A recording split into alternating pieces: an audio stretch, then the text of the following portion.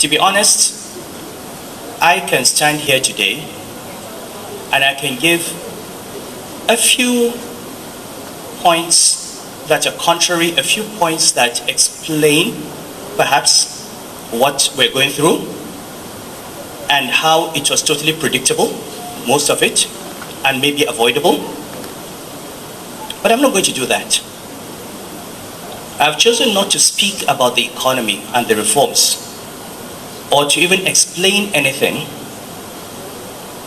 because if I explain, it would help this government, and I don't want to help the government. I don't want to help this government. You know, they're my friends. If they don't behave like friends, I don't behave like a friend. So I watch them being stewed, and they don't even have people with credibility who can come and explain what they're doing. But I'm not going to help. I started out helping, but I'm not going to help. I'm not going to discuss it. Let them come and explain to Nigerians why the policies that are being pursued are being pursued. And meanwhile, I'm watching a very nice movie with popcorn in my hands.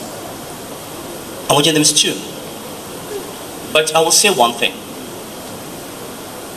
What we are going through today is, at least in part, not totally, at least in part, a necessary consequence of decades of irresponsible economic management. Hello, good evening, SN viewers. This is Satellite Media. Let's look at the abuse of the Kano Emir, talking about Sanusi himself, against this government of Tinubu. We understand that the North have been crying ever since, complaining about governance, complaining about marginalization.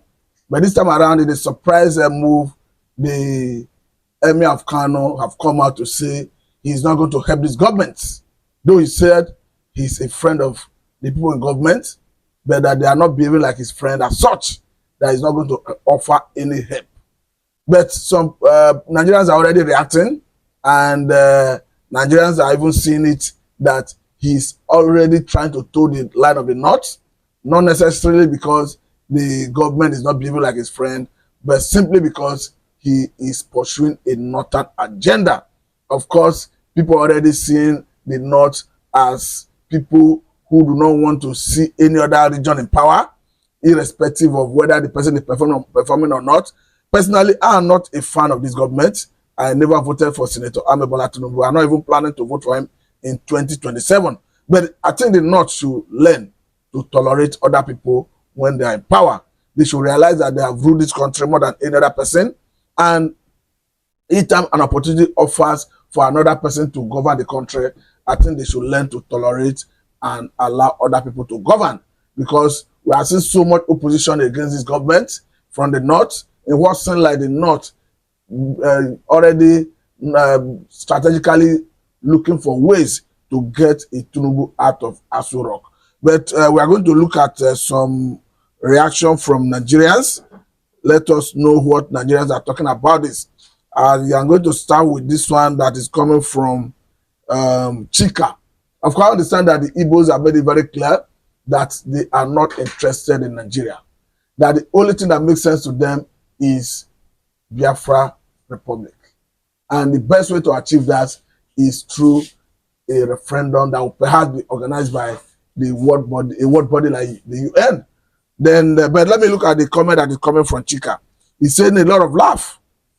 He said, fake man, because they are not dancing to your tune. He's saying, I am not even a big fan of this government. But these Northerners should rest. The only reason they are crying non-stop now is because for the first time in the session of this Nigeria, they are not major players in the government, and the current president is not dancing to their tune. So I think it's becoming very clear that the reason the North is not comfortable with the government of Tinubu is because they are not getting what they expected to get. We understand that in the build-up to the 2023 presidential election, some notable Northerners were in the forefront to get Tinubu elected as the governor, as the president of the Federal Republic of Nigeria. Someone like Nasir El-Rufai, who have since fallen apart with the president, was a major player in that regard. But this time around, I think the North is getting it hard from Southerners who are telling them that yes, even if we do not support Tinubu to get there, even if we are not intending to even vote for him again, but you must learn to tolerate other people in power. You must realize that the power do not belong to the North. You must realize that everybody in Nigeria is a stakeholder. And that is the message the North must learn in a hard way. But let me read this other comment coming from Tony. It goes by the name Tony 982. Let us look at what he's saying. He says, sir, that is responding to the Emir of Kano. He's saying, sir, you helped the Buhari government. Look at what happened. Your Fulani were by Yoruba. He's trying to say, we understand what they mean by Yoruba. He said, we have lost our people in the army to your terrorists in the north. Yoruba, we need to exit Nigeria immediately. If Tinubu knows what is good for him, we will leave Nigeria for these hypocrites. And I think this one is already talking in the same tone with Igbos, with Biafrans, talking about exiting Nigeria. Remember that the other day, Sunday Igboho was very vocal when he talked about that if Nigeria is not working, the Igbos, the Hausas, the Yorubas should go their separate ways. But sooner or later, he said that we saw some opposition from the north, particularly from one Dr. Garos Galolo, who diplomatically wanted to woo the Igbos to join the Fulani to fight the Yorubas, because he was basically saying that the president or the government of Tinubu is not arresting Sunday Igboho, but went ahead to detain Nnamdi Kanu, went ahead to arrest Bodejo, who is the Mietala president. We understand that it doesn't matter what the gimmick they want to play, it doesn't matter the trick they want to play. The Igbos know that the man, that extraordinary rendition Nnamdi Kanu from Kenya to Nigeria, is a Fulani man. Talking about Tinubu, but we understand that a court of appeal in Nigeria have since ruled that Nnamdi Kanu was extraordinary rendition from Kenya to Nigeria. And even the allegation of jumping bail, I think that have been settled by Supreme Court, saying that the man never jumped bail. Of course, we understand that during the Operation Python dance, the man, in an attempt for his safety, to save his life, he left the country. Then, I think the way it is, the North, it doesn't matter the opinion. They must realize that the power do not belong to them, that this is their mentality of it is our right to rule. This is their ownership mentality. I think somebody should tell them that it is wrong. Because if you look at the opposition coming from the North, even in that Kano particularly, the political leader in that state, talking about Kwankwanso, who doubles as the leader of Kwankwanso movement, of course, a former governor of that state, have been very clear and vocal about his position regarding the policy of this government. Of course, other people who are objective from their point of view have since seen their position have been biased, and that it is because the man who is in Aso Rock is not a Fulani man. The Kwankwaso himself have made it very clear that the Lagos is taking away tasks of the North. He has equally made it clear that Lagos is imposing an emir on Kano State. Though he didn't accuse Tinubu directly, but everybody understands that once you talk about the political dynasty in Lagos State, of course, Tinubu is the leader of that political dynasty. So once you accuse Lagos political class, you are directly attacking and referring to the man, Tinubu himself. So he's not only one in that vanguard. I mean, Kwankwanso. We have seen the lives of Ali Ndume, of course, who made it very clear from the beginning that the bill of tax reform bills will be dead on arrival.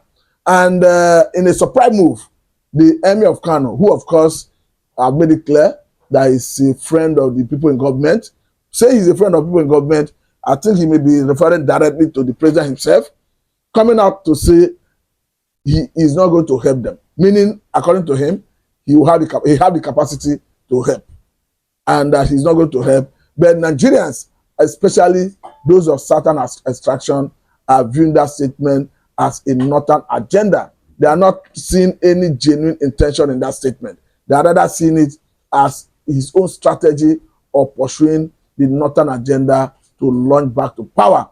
Because one thing is certain and it's clear that anytime the North are not in power, they use all manner of gimmick, all manner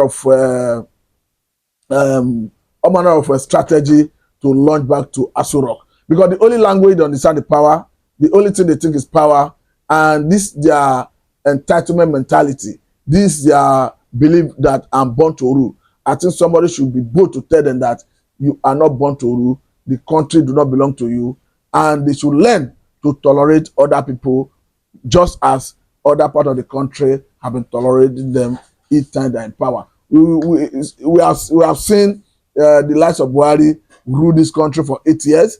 Of course, all we had is retrogression, like taking us back 10 years or if not more than, and the whole country tolerated and endured and allowed him to govern and complete his 8 years. So people are now beginning to wonder, why is he not in a hurry? Why is he not doing all this manner of gimmick, all this strategy in an attempt to demarcate a Tinubu simply because he is not a northerner? But I think they are learning the hard way, because Tinubu himself have equally shown them that he's a master of the game, because I think he's using strategy to break the wings of the North. We have seen the middle belt already clapping for the man Tinubu himself because of the way he's making his appointment and some infrastructural development. He's extending to some areas that were hitherto before now being marginalized. Talking about the university he recently approved for Southern Kaduna. Of course, this is an area that have been seriously marginalized in the past. And immediately after the approval of the university, we saw opposition from the northern part of the country saying that Tinubu want to divide the North. So one begin to wonder, in what seems like a project that the whole people should celebrate, why should the North be seeing it as a means of Tinubu trying to divide the North, whereas it's supposed to be something that the whole region should be celebrating? We have equally seen the president, Senator Ahmed Bola Tinubu, at inception of office, how he appointed the man Akume from Benue State, from the same middle belt, to be the secretary of the federation. And since we have started seeing even some people from Benue making it very clear that they are not part of the North, and that their forefathers fought the incursion of Usman Dan Fodio, and of course that their forefathers were the reason the incursion of Usman Dan Fodio did not get to the southeastern part of the country or the southwestern part of the country. I think this is a good place to let it go, but the lesson today is that the North should learn how to tolerate other people when they are not in power, or else they will continue to learn in a hard way as they are seeing it today. Thank you very much. This is Satellite Media and I'm Mr. Machu.